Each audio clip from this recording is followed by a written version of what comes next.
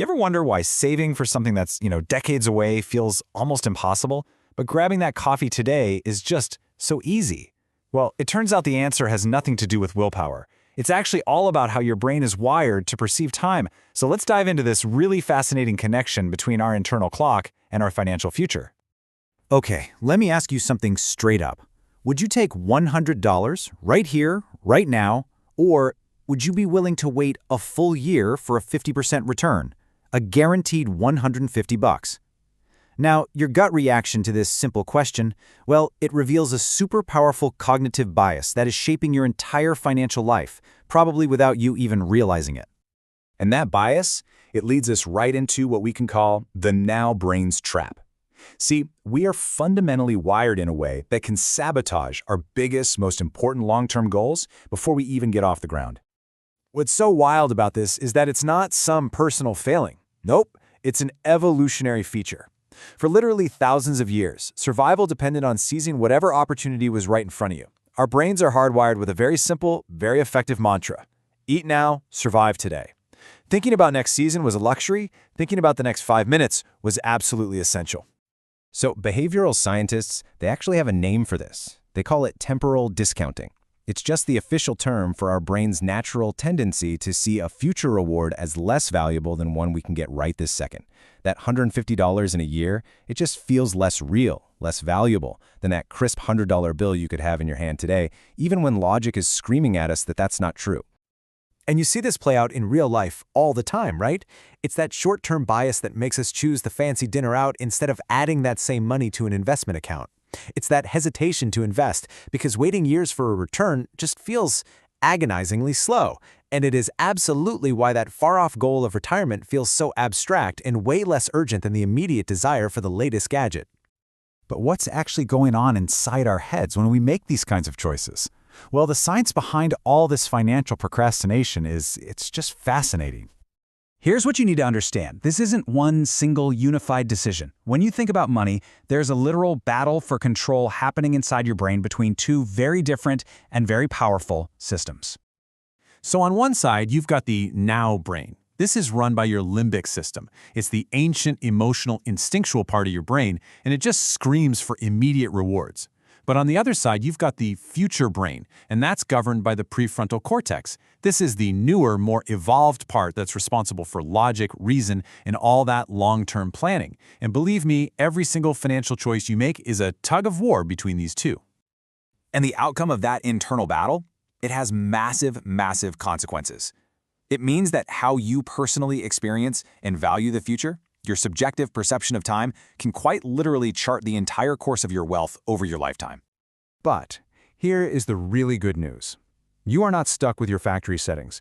You can actively rewire your brain to better value the future, and you can tilt that internal battle in your favor. So let's look at a few really powerful strategies to do just that. All right, the first strategy is all about closing that emotional distance between you today and the person you're going to be in, say, 20 or 30 years. The more real and relatable your future self feels, the more you'll actually be willing to do to help them out. Research has shown that simple exercises like these can have a profound impact. You could use one of those AI apps to see a realistic photo of your older self. Or try this. Write a letter from your 70-year-old self, thanking your present self for the choices you're making today. Or just journal, in detail, about what a perfect Tuesday looks like in your retirement. The goal is to make the future tangible. Okay, next up, you need to kind of trick your now brain into getting on board. And the way you do that is by breaking down those huge, intimidating long-term goals into a series of short-term, satisfying wins. Think about it. Saving for retirement in 30 years is so abstract. It's totally overwhelming. But saving a specific amount this year, that feels a lot more achievable. And even better, saving a smaller amount this month, that feels immediate. And this part's crucial. When you hit that monthly or yearly goal, you have to celebrate it. Give your now brain that little hit of dopamine it craves. This next one, this is a powerful mental shift. It's about changing the story you tell yourself about saving and investing. It's not about what you're giving up, it's all about what you're gaining. So this means you stop thinking of saving as sacrificing $100 today. Instead, you reframe it. You're not sacrificing, you are actively buying something incredible, freedom for your future self. Every single dollar you invest is a down payment on future choices, future security, and future time. Now, for what might be the most powerful strategy of all, just take the decision out of the equation entirely. You can completely bypass that whole battle between your now and future brains. You've got to remember this. The single best financial decision is the one you only have to make one time. Set up automatic transfers to your savings and investment accounts for the day you get paid. This way, your future brain makes the choice once, and your now brain never even gets a chance to argue. It's genius. And finally, let's use time itself to our advantage.